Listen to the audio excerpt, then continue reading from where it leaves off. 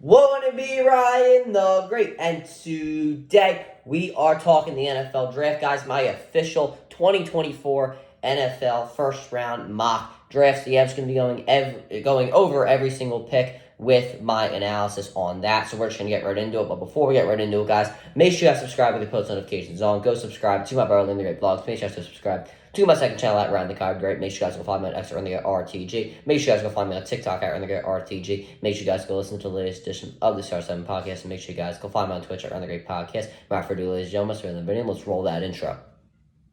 Alright, let's go to the video. So starting off at the number 1 overall pick, I have the Chicago Bears taking Caleb Williams, quarterback out of USC. Do I think Caleb Williams is an overrated quarterback? Yeah, because I don't want him being compared to Patrick Mahomes. But Patrick Mahomes is the best quarterback in the NFL, in my opinion, the greatest quarterback of all time. Don't compare Caleb Williams to the greatest quarterback of all time. He obviously his play styles like him, but don't compare him to him. It's just not fair. I mean, Caleb Williams obviously won a Heisman. He never won a championship, though. Never made, just don't do it. He's a great quarterback. He has a chance to be a great quarterback. But no, just don't compare to Patrick Mahomes. He's obviously, though, the number 1 overall pick. At number 2, I have the Commanders taking Jaden Daniels, quarterback out of LSU. When you're comparing Jaden Daniels to Drake May, I feel like the situation matters more in this. Obviously, Drake May did not have the best year, and Jaden Daniels obviously exploded in the second half of the year, which makes you want to believe that Jaden Daniels is the number 2 overall pick. Do I believe Jaden Daniels is the number 2 overall pick? Yes, I do. But when you're talking about the situation that the Commanders have, compare Drake May to like Sam Howell. They play similar. They have kind of like similar builds, similar play style, stuff like that. Sam Howell did not really work that well for the Washington Commanders. So why would you want to take somebody that is kind of similar to the guy that didn't really work out for your team? I feel like that makes the most sense.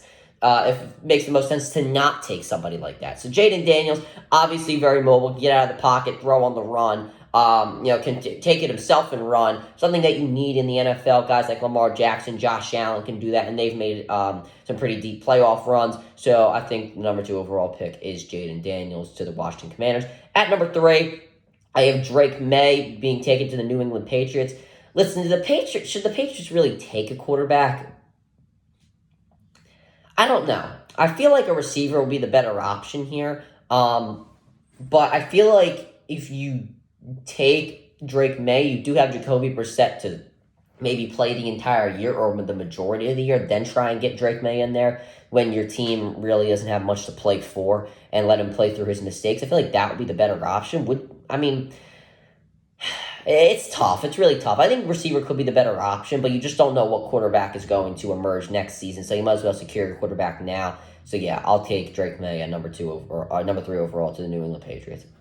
At number 4, I have a trade coming in. I have the Cardinals trading their 4th overall pick to the Minnesota Vikings. And I have the Vikings taking J.J. McCarthy at number 4 overall. I'll explain why the Cardinals should make this trade later in this video. But I'm J.J. McCarthy going number 4 overall. Not really because J.J. McCarthy's that great. It's because the Vikings are desperate at this current moment in time. They have Justin Jefferson. They need him to sign a contract extension. He's not going to commit to a contract unless the Vikings are, ready to compete for a championship, as he's going to go into his prime years. So, taking J.J. McCarthy with your 4th overall pick would definitely solidify that and get Justin Jefferson to sign that extension. Do I think J.J. McCarthy is such a great quarterback? No. Do I think he's a good game manager or a great game manager? I do. I don't think he definitely was not the reason they won that national championship in the national championship game, that being the Michigan Wolverines. Donovan Edwards and Blake Corum obviously exploded in that game in the very first half, when then Washington could not compete with them in the second half.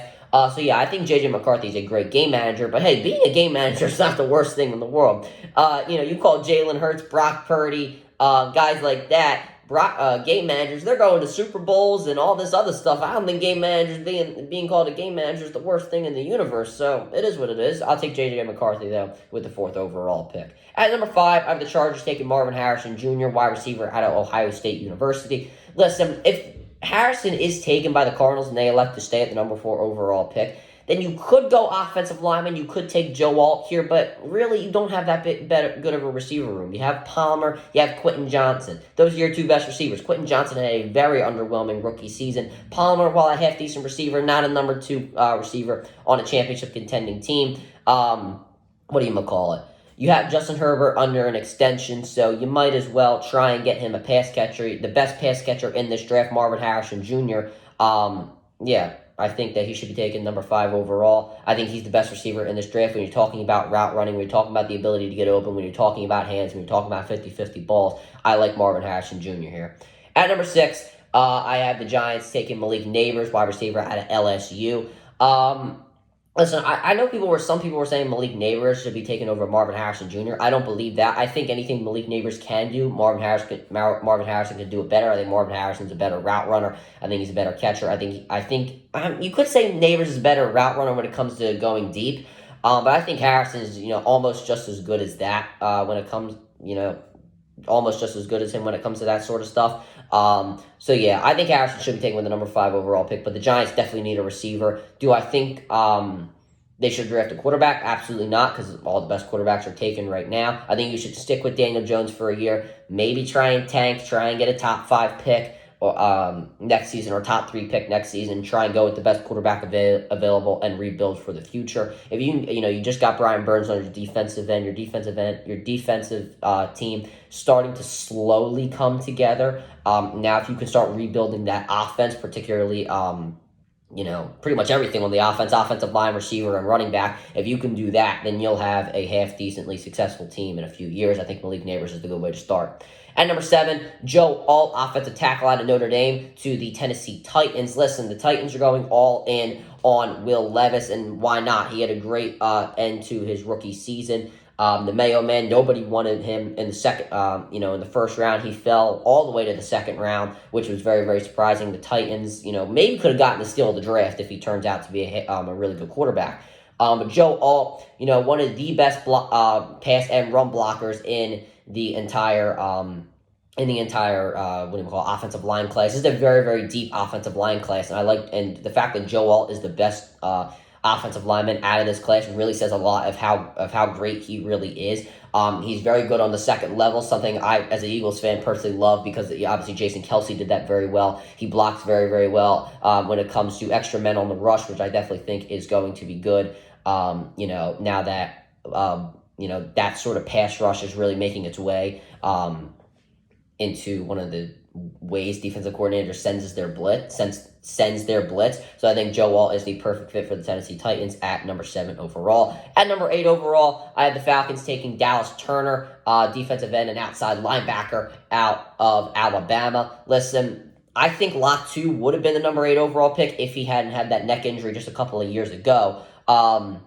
So yeah, I like Dallas Turner here. He's a great pass rusher. He has great speed, great power, uses his hands. The Falcons definitely need pass rushing at this moment in time. I think they were bottom 5 in sacks last season. So you definitely need a guy like a Dallas Turner, somebody that can bag the quarterback and can do it very, very efficiently. I'll have him go number 8 overall. Number 9, I have another trade coming in. I have the Chicago Bears trading with the Arizona Cardinals. The Cardinals trading back into the top 10 to take wide receiver Rome Odunze, wide receiver out of Washington. Listen, do I think Rome Odunze is that great? No, but the Cardinals do need a receiver. I'm kind of skeptical on Rome Odunze. I don't necessarily know what it is. I'm just kind of skeptical on him going into the NFL as a top receiver, as a top pick as well. So yeah, I have some concerns about him, but the Cardinals definitely need a receiver right now. They don't have that great of a receiver room. They obviously lost Hollywood Brown in the offseason, so taking Rome Odunze would definitely fill that gap or fill that hole as a number 1 wide receiver to Kyler Murray this year. So yeah, we'll see if they take him, we'll see if that is able to work out, because that could be half decently good, that pair. Now at number 10, I have the Jets taking Troy Fatunu, offensive tackle out of Washington. 2 Washington guys being taken back-to-back here. Listen, the Jets should not be taking Brock Bowers. They have so many good weapons. You have Garrett Wilson. You have Lazard. You have a lot of pass-catching options that you really do not need another a pass catcher. You need somebody to protect Aaron Rodgers. Aaron Rodgers got hurt obviously on the turf last year of MetLife Stadium, but he also had two guys running at him at once. So what does that tell you? That he's going to need a lot of protection. This offensive line for the New York Jets is never healthy. Tyron Smith has not been healthy or has not had a full season of play since 2015. And you're paying him $20 million. You need a guy like a Troy Fatunu who can come in there very early with a potential injury and, probably one of the best, pass blockers in this entire draft. The reason I'm not going with Fashunu here is because of the fact that I think he is not as good of a pass blocker as Fatunu, which is why I'm taking him, because obviously Aaron Rodgers is going to be throwing the ball, probably a lot more than they're going to be running the ball with Breece Hall. Number 10, Troy Fatunu to the Jets. At number 11, the Chicago Bears, obviously through this trade with the Arizona Cardinals, the mock trade with the Cardinals. I have been taking, I'm not going to try and pronounce his first name. I'm Fashunu out of Penn State, the offensive tackle. Listen, the Bears, people are saying Brock Bowers or maybe try and take a receiver, Romo Dunze, something like that. But the Bears, they have Cole Kmet. You don't need Brock Bowers in this situation. Cole Kmet's a half-decently good tight end, very respectable tight end. I'd say top 10 tight end in the NFL right now. You have I'm thinking of the Jets. You have DJ Moore, who's proven he can be a number one wide receiver in this league. You have Keenan Allen. While some injuries, he has been a number one wide receiver before.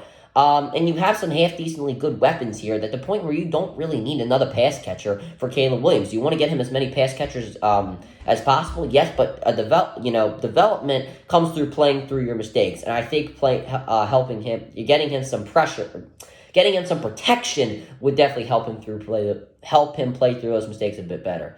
Number 12, I have the Broncos taking Jared Verse, the defensive end out of Florida State University. Listen, Jared Verse, another one of these top pass rushers in the draft. I believe he had 18 sacks over the past 2 seasons, so it's obvious that he can get to the quarterback very, very well. Listen, he did compete in the ACC.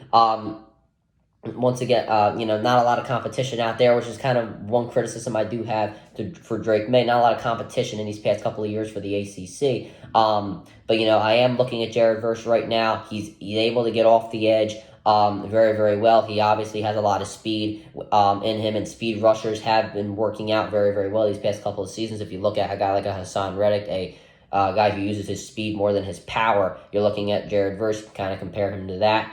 Some people would say, why are the Broncos making this pick? Why are they not taking Bo Nix or Michael Penix?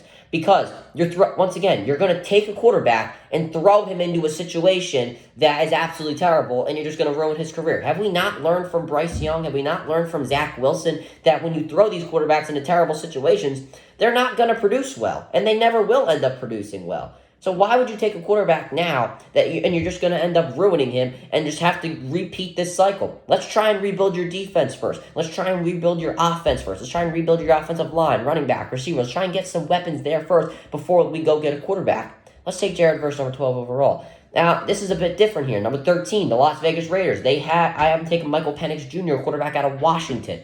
If they take him, they have weapons for him. They have Devontae Adams. They have Jacoby Myers. They have a half-decent offensive line. They have a defense that has Max Crosby and Christian Wilkins. They have a good team around him to the point where you can put Michael Penix in there and give him a chance to succeed with good options. Now, if he doesn't succeed, that's most likely going to be his fault because he has weapons around him. That's why you need to take a quarterback here if you're the Las Vegas Raiders, because I don't think Gardner Minshew is going to really get the job done. He obviously had a half-decent year last year with the Colts, but are we really expecting him to take the Raiders where they want to go? And that is a Super Bowl championship. No. Or are you expecting A. O'Connell to do that as well? I don't think so. So I'm taking Michael Penix, number 13 overall. Number 14 overall, I have the Saints taking Byron Murphy, the second defensive tackle out of Texas. Listen, the Saints were bottom 5 in rushing yards allowed, or top 5 or whatever, in rushing, I believe it's top 5, top 10, something like that, in rushing yards allowed last year. You're looking at a guy like a Byron Murphy, probably the best run stopper in this draft here, so you're going to need that if you are the New Orleans Saints. I don't know why I was thinking about the Titans. So you're definitely going to need that if you are the New Orleans Saints. I'm looking at Byron Murphy right now, and I'm saying, okay, can he fit into the New Orleans Saints? Yes, because you got a guy like Jordan on your defensive tackle. You pair him up with with Murphy. I think that could definitely be a very good duo. You have a pass rusher coming off, one gap, coming through one A gap. You have another run stopper coming through another A gap. While Jordan's not been healthy for the past couple of seasons, I definitely think it would be a good idea to have Murphy learn under him. I'm taking Byron Murphy, number 14 overall. And number 15, I have the Indianapolis Colts taking Brock Bowers out of tight end out of Georgia. Listen, I think obviously situations matter when it comes to players and positions of need. I don't think any of these top teams really need Brock Bowers like that. The Colts, they are a team that need Brock Bowers. They don't really have a tight end. They have receivers. They have Pierce. They have Michael Pittman. They have Jonathan Taylor at running back. They have Anthony Richardson at quarterback. The only thing they need is a tight end. Brock Bowers fits in very, very well. He can obviously play as a wide receiver. He's a great blocker as well, something that the Colts are going to need this season. You could always use an extra blocker for Jonathan Taylor. To make sure he is healthy for the duration of his tenure at the Indianapolis Colts. And you could always use another pass catcher. Are you really expecting Alec Pierce to take you to the promised land? Is he a half-decent receiver? Yes. But are you expecting him to take you to the promised land? No. Can you expect that out of Brock Bowers? Not necessarily yet, but you could definitely expect that from him in a couple of seasons. At number 16, I have the Seattle Seahawks taking Quinyon Mitchell, cornerback out of Toledo. Listen, I have some questions about Mitchell, but I think with new head coach Mike Macdonald, you will definitely get a good chance to develop this guy. He did run a 4.33 40-yard dash at the combine. Does that really take away my concerns about the level of competition that he played at Toledo? Not really, but when you have a guy like a Devin Witherspoon and you've taken away, or the Seahawks have cut a lot of their secondary in the offseason, you can definitely help Mitchell get into that starting cornerback role relatively quickly. And once again, you have a great defensive coach in Mike Macdonald who knows how to develop corners. The Ravens were one of the best defensive teams last season. Obviously, Kyle Hamilton developed into one of the best secondary players in the NFL, so I think he could do the same thing with Quinyon Mitchell. I have him go number 16 overall. Number 17, I have the Jaguars taking Terrion Arnold, cornerback out of Alabama. Listen, you could go with Cooper. You could say Cooper DeJean. You could say Kool-Aid McKinstry. I like Terrion Arnold because other than Quinyon Mitchell, I think he is the best press one-on-one corner in the NFL. The Jaguars were top 5 in passing touchdowns allowed last season, and most of that came from one-on-one press, which is what I think Terrion Arnold will definitely help you with. The Jaguars are always a team in the NFL draft that you don't ever really know who they're going to take. They're kind of unpredictable like that, but I think Terrion Arnold will be a great fit for their team and help them in a spot where they definitely need help in. Number 18, I have the Bengals taking Brian Thomas Jr., wide receiver out of LSU. Listen, am I that big of a fan of Brian Thomas Jr.? Not really, but you're going to need a receiver in this draft because you don't know what's going to be happening with T. Higgins. He's requested a trade. Are you going to trade him? Are you going to lose Tyler Boyd? Is he going to re-sign on maybe a vet minimum, like $1 million something, something like that? Are you going to be able to sign Jamar Chase? That's the expectation. But are you going to be able to get the job done at the end of the day and sign him? You're most likely not going to be bringing back T. Higgins, so you're going to need somebody to get in there and fill that number 2 or possibly number 3 wide receiver spot, depending on if Tyler Boyd comes back. You definitely need a receiver here. Once again, am I the biggest fan of Brian Thomas Jr.? Not necessarily, but I definitely think that he should be taken number 18 overall. Number 19 to the Los Angeles Rams, I have Cooper DeJean, cornerback out of Iowa. Listen, the Rams are very young at defense. Why not try and add another corner there? They obviously have some young corners, but they don't have that proverbial number 1 corner. I think Cooper DeJean could definitely fill that role because he can play anywhere. He can play in the slot. He can play on the outside. He can even play at strong safety. Strong or free safety, I forget. Some whatever safety. He plays safety. He played safety at Iowa. He can play anywhere on the field. He's very good in zone coverage. I just wish the Eagles would take him because he would fit great in Vic Fangio's defense, but can't be biased. So yeah, I think he would fit well with any team necessarily because he can do anything on the field. So I have the Rams taking him number 19 overall. Number 20, a bit of a wild pick in my opinion. I have the Steelers taking Graham Barton, center out of Duke. Listen, is Graham Barton that great of a player? No, but he is a big position of need needing to be filled for the Pittsburgh Steelers. They desperately need a center at this current moment in time. Is Barton the best center? No.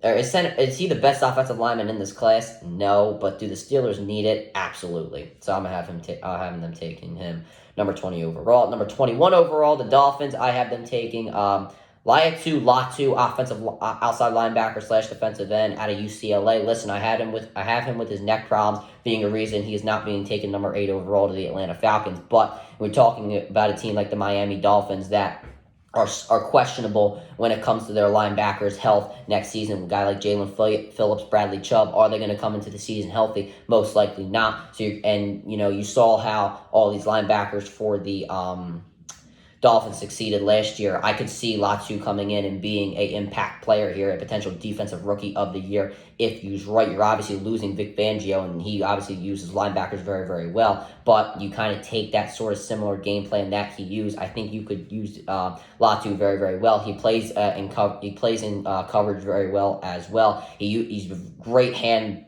He's great with his hands when it comes to the rush. He can make sure he can get offensive linemen's guard down when it comes to using their hands. So yeah, I have him going number 21 overall to the Miami Dolphins. Number 22 overall at the Philadelphia Eagles, taking Kool-Aid McKinstry, cornerback out of Alabama. Listen, do I want Cooper DeJean? Yes, if he falls to the Eagles, I would say take him. But right now, Kool-Aid McKinstry, a good one-on-one press guy. He does have problems with the deep balls. That's something that the Eagles are going to have to address, but does have a plus 90% tackle rate. And obviously, as I mentioned in a past video, that the Eagles have had definitely a lot of problems with tackling last season. I definitely think that he would be able to help fill that problem up pretty well. So yeah, I have him being taken number 22 overall to the Philadelphia Eagles. Number 23, now I have the Cardinals here. I don't think that the Cardinals are going to trade either of their first-round picks. I think the Bears, Ryan Poles is smart. He doesn't want these late-round picks. He wants these early picks. Are the Cardinals going to be a great team next season? No, probably not. So when you're talking earlier picks next year, you can probably go get the top 15 pick next year if the Arizona Cardinals, don't make the playoffs here. I don't think Ryan Poles is going to want this pick. I think he's going to want next year's draft pick for the Cardinals. So I think the Cardinals are going to stay right now. I think they're going to take Nate Wiggins, cornerback out of Clemson. Listen, the Cardinals also need a corner as well. They don't have any young corners that you can definitely develop. Nate Wiggins, while once again I have some concerns about his level of competition against quarterbacks played, obviously he really only played against Drake May, the number 3 overall proverbial number 3 overall pick. There's not really much there. Or not really much competition that he did play. I think Nate Wiggins has a chance to be a good one-on-one corner in the NFL. He definitely needs some development, in my opinion. But yeah, I would take, if I'm the Cardinals, I'm filling that position in need with the best corner available per the mock draft. I'm taking him number 23 overall. Number 24, the Cowboys, after taking Tyler Guyton, offensive tackle out of Oklahoma. Listen, when you're talking about the Dallas Cowboys, might not be the sexiest pick, but you need somebody that can protect Dak Prescott. They don't have an offensive line anymore, man. They lost Tyron Smith. They lost Baya Daz, the Commanders, whatever. They're losing all their offensive linemen. They don't have anybody that's going to be able to protect Dak Prescott. We're talking about there's a lot of good pass rushers in the NFC East right now. You have Bryce Huff on the Eagles. You have Josh Sweat. You have Nolan Smith on the Giants. You have Lawrence. You have Thibodeau. You have Brian Burns. You need somebody to protect Dak Prescott. Tyler Guyton, a very, very good offensive tackle for Oklahoma. I would take him. He only started 14 games, but in those 14 games, he actually was half decent. He was actually decent. But, you develop him. I think that he could definitely work out. Probably a day one starter, in my opinion. Is he going to be making an immediate impact? No, but we'll see how he does.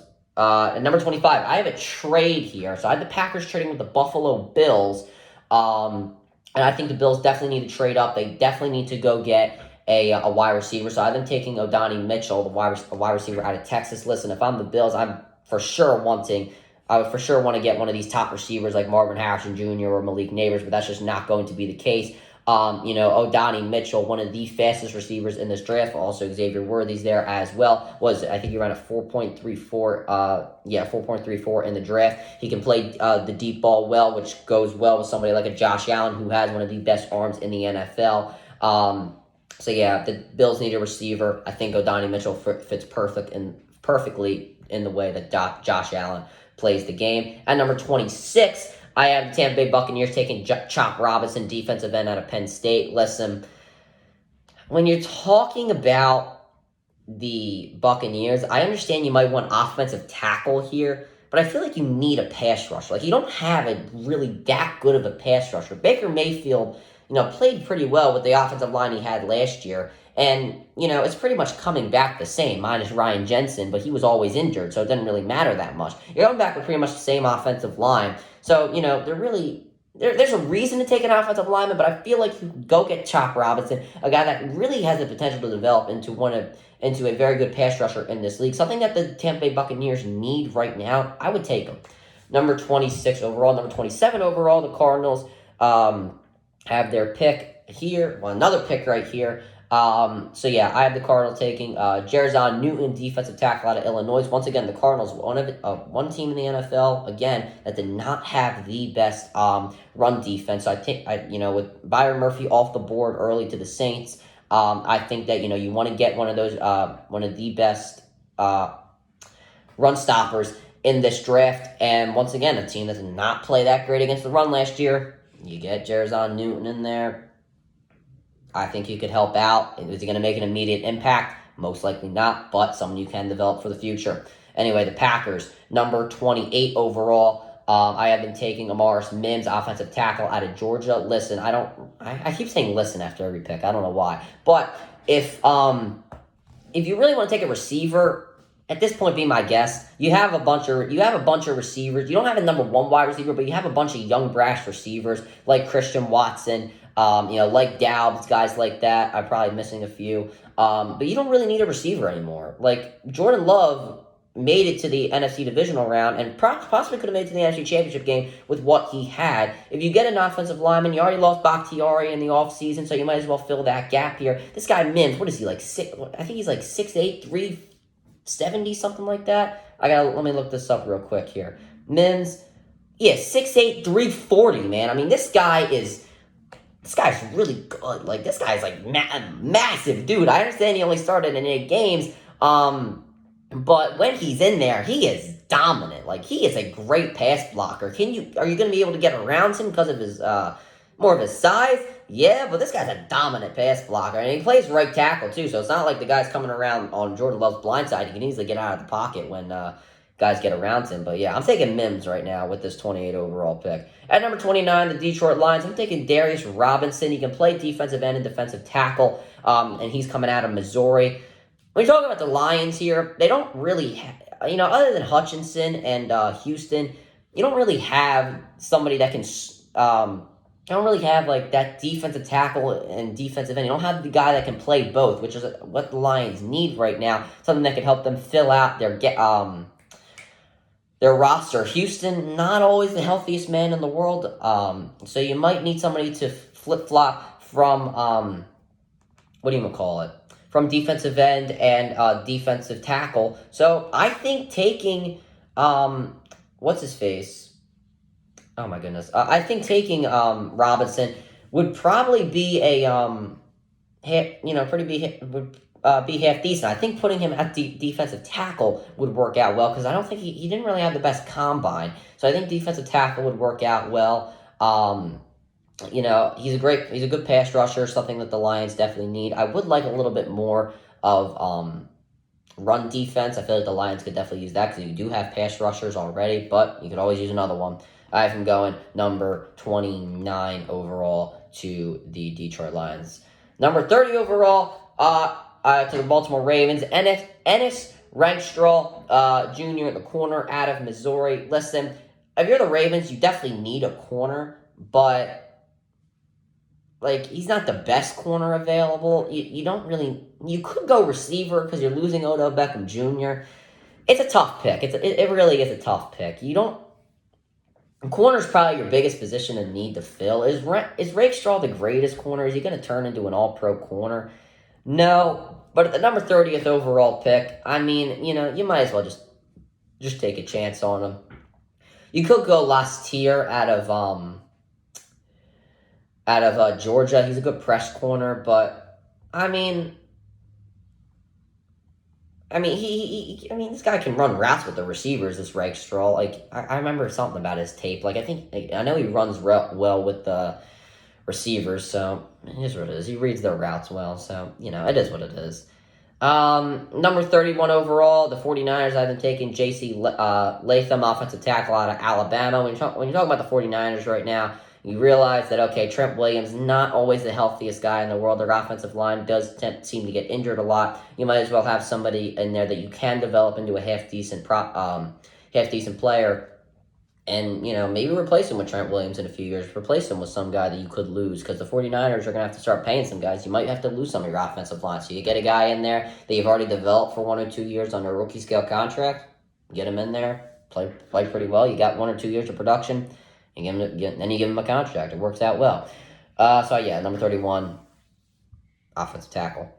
Number 32, the Kansas City Chiefs, Xavier Worthy, wide receiver out of Texas. Listen, if you're talking about the Kansas City Chiefs right now, you need a receiver. I mean, you could always use more weapons for Patrick Mahomes. The Chiefs don't really want that number one wide receiver, and who could blame them? Because, if you're paying a receiver a boatload amount of money, you're not really going to win a Super Bowl, and the Kansas City Chiefs have proven that by winning 2 Super Bowls without a very, very high-paid wide receiver. So you take Xavier Worthy, you get Patrick Mahomes another option. Worthy was the one that, I believe Worthy was the one that ran the fastest 40-yard dash in history. You get another guy like that with Rashee.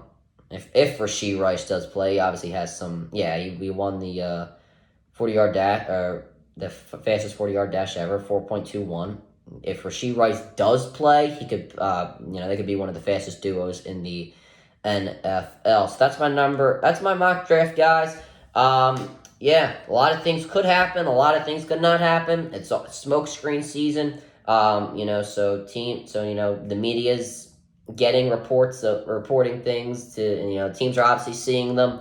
So, smoke screen season, lots of things can happen. So we'll see. That'll do for the video, guys. Make sure you guys subscribe with your post notifications on. Go subscribe to my brother Living the Great Vlogs. Make sure you guys go subscribe to my second channel at Ryan the Cod Great. Make sure you guys go follow me on Extra Ryan the Great RTG. Make sure you guys go follow me on TikTok at Ryan the Great RTG. Make sure you guys go listen to the latest edition of the Star 7 podcast. Make sure you guys go follow me on Twitch at Ryan the Great Podcast. And as always, Ryan the Great out.